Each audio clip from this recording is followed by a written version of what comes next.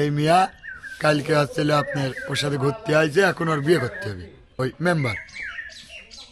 এ বলার পরে আমি বললাম এর তো বউ আছে, বউ আছে, প্রেম করেছে কাম্মকি। তখন শুনলাম ওই পাশে একটা ছেলে দাঁড়া আছে, ওই ছেলেটা নাকি ওই মেয়ের দুলাভাই, স্বাস্থ্য দুলাভাই। এখন ওই হৃদয়ের বন্ধু নাকি একসাথে কাজ কাম করে ওরা। ওই দুলাভাইয়ের নাম আমি জানি না, বেড় ভাড়া দি বাড়ি। এই ছেলে ওই বাস তুমি ধারে আমার ভাষায় এসো, ওনার শালীন নাম্বার হৃদয়ের কাছে দিয়েছে, দিয়ে উনিও কথা কয়, হৃদয়ও কথা কয়, এই দেখাবার সাক্ষাৎ হয়, এই রকম ধরেন চলে। চলার পরে ঘুরতে আসে, কালকে ঘুরতে আসার পরে আপনার আসছিল আজকে এসে করছে আমার বিয়ে করা লাগবে।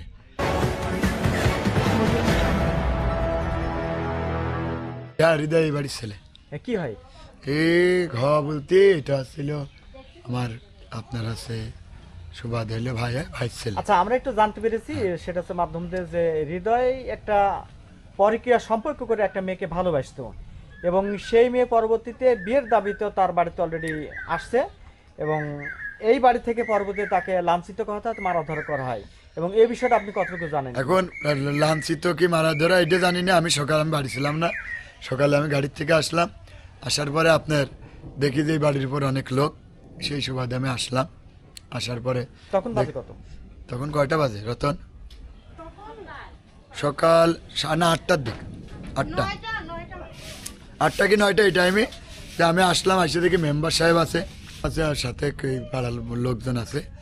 তা আসলাম, আসার পরে কি হয়েছে, মেম্বারকে মেম্বার লিটন মেম্বার কি হয়েছে আপনার রাস্তা এলো এই বাড়ি এই ছেলের সাথে নাকি তার প্রেম। তো এই ছেলের সাথে প্রেম তে কি হয়েছে এখন কি কাছে যে এই মিয়া কালকে আসছিল আপনার ওর সাথে ঘুরতে আইছে, এখন ওর বিয়ে করতে হবে ওই মেম্বার। এ বলার পরে আমি বললাম এর তো বউ আছে, বউ আছে, প্রেম করেছে কাম্মকি। তখন শুনলাম ওই পাশে একটা ছেলে দাঁড়া আছে, ওই ছেলেটা নাকি ওই মেয়ের দুলাভাই, স্বাস্থ্য দুলাভাই। এখন ওই হৃদয়ের বন্ধু নাকি একসাথে কাজ কাম করে ওরা। ওই দুলাভাইয়ের নাম আমি জানি না, বেড় ভাড়া দি বাড়ি। এই ছেলে ওই বাস তুমি ধারে আমার ভাষায় এসো, ওনার শালীন নাম্বার হৃদয়ের কাছে দিয়েছে, দিয়ে উনিও কথা কয়, হৃদয়ও কথা কয়, এই দেখাবার সাক্ষাৎ হয়, এই রকম ধরেন চলে। চলার পরে ঘুরতে আসে, কালকে ঘুরতে আসার পরে আপনার আসছিল আজকে এসে করছে আমার বিয়ে করা লাগবে। তো তোমার নাকি বউ চলে গেছে, বউ নেই, তো আমার বিয়ে করো। তো এখন বউ বাড়ি রয়েছে, বউ ঘরে রয়েছে। তো আমরা বললাম যে এইরকম এরকম হয় না।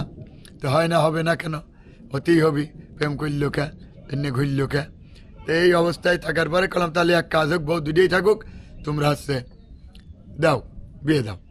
তখন কাজে না, তা হবে না, বউ ছাড়া দিয়ে আমার বিয়ে করতে হবে। তাই আবার কেউ বিয়ে করে না। ওই মেয়েকে আপনি নিজেই প্রশ্ন করেছেন? হ্যাঁ, বলার পরে তখন আরো পাড়ার লোকজন সবাই বললো যে বউ দুটোই থাকতে হয়, তুমি বিয়ে বসো। তখন ওই মেয়ের মা অন্য চলে গেল, চলে যাওয়ার পরে ওই জায়গায় যা লিটন মেম্বার কি করলো জানি না, করার পরে ওখান থেকে কি হইলো তাও জানি না। পরে আসলো, আসার পরে ওই সালের দুলাভাই ছিল, যা বলিব সত্য বলিব, সত্য বই মিথ্যা বলিব না। কারণ ওই সালের দুলাভাইয়ের পর আমার একটা রাগ হইলো যে তোর শালি তুই কি করতে আর একজনের কাছে নাম্বার দিলি, আপনি হলে কি আমি হলে এটা করতাম নাকি? শালির নাম্বার দিয়েছে, এই কারণে আমি একটা ডাবি দিছি। ডাবি দেওয়া দেখে ওই ওই ওই ওই হৃদয়ের বন্ধু ওই সাল ওই ছেড়ির আছে দুলাভাই, ঠিক আছে। দেওয়ার পরে আমার সেলিম ছিল, ও আবার ওই সালে একটা ধাক্কা মারেছে। এবার ধাক্কা মারার পরে ওই জায়গাটা আমার ওই জঙ্গলের ভোলা ছিল, তারপর লিটন মেম্বার ছিল, কলে মারলো, ধাক্কা মারলো কে ওর মার কে, ওরা হাতাহাতি মারামারি শুরু হয়ে গেল। কিন্তু এই মারামারিটা হওয়ার কারণ হচ্ছে এই জায়গাটা ধরেন কালকে আমার এই জায়গাটা ওই বড়ইসারা আর হচ্ছে নিয়ামত বাড়ির হলে রাস্তা হবে, সেই রাস্তার খোয়া এখানে ফেলবে, রাস্তার খোয়া ফেললি সেই যা রাস্তার কাজ করলি অনেক ময়লা হয়, বাড়ি ঘরে থাকা যায় না। রাস্তা যদি আমার বাড়ির উপরে হইতো, আমার এলাকায় হইতো, তাহলে আমরা রাস্তা করতে দিতাম, ঠিক আছে, কাজ করতে দিতাম। এলাকার লোক কালকে কেউ কাজ করতে দিইনি। ওই সেলিমই কালকে বড় ওর বাড়ির পাশে বুঝলে ও বড় বাধা হয়েছে যে ভাই এখানে কাজ করতে দেবো না।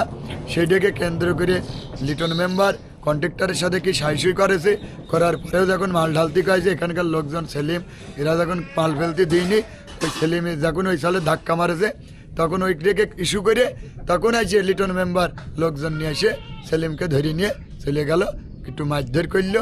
এই আমরা দেখলাম, আমাকেও ধরতে আসলো, পরে যাই হোক আমাকে ধরল না, কি কারণে ওদের দেয়া হইলো আল্লাহ জানে, ঠিক আছে। এই পর্যন্তই আমি জানি। তারপরে আমি এখন গেছিলাম কুমারখালী, আমার বড় ভাই নেতা আলহাজ নুরুল ইসলাম আনসার পরামানিকের ছেলে মিলন পরামানিকের কাছে, তাকে যাই সব কথা বলে আসলাম যে ভাই এই বিষয় এরকম তারা করতেছে, হলে কোনো গ্যাঞ্জাম ফেসাতে যাওয়া যাবে না, সবাই মিলেমিশে থাকতে হবে। ওই ধন্যবাদ। মেয়েটা এখন কোথায়? ওই মেয়েটা ওই মেয়ের মার সঙ্গে তখন চলে যায়। এখন আমি এটা কি বলবো, এই ছেলেরও বউ আছে, এখন যদি বিয়ে দিতেই হয় তাহলে এরও বউ থাকুক। এখন দুইজন নিয়ে যদি ওই মেয়ে যদি এসে খাতে পারে, সহল সোনার লোককে দিনে 3 হাজিরের কাম করে, সমস্যা নেই, ভাত কাপড় সবই দিবেনি, কিন্তু লেটে যদি মেয়ে আসতে চায় আসুক।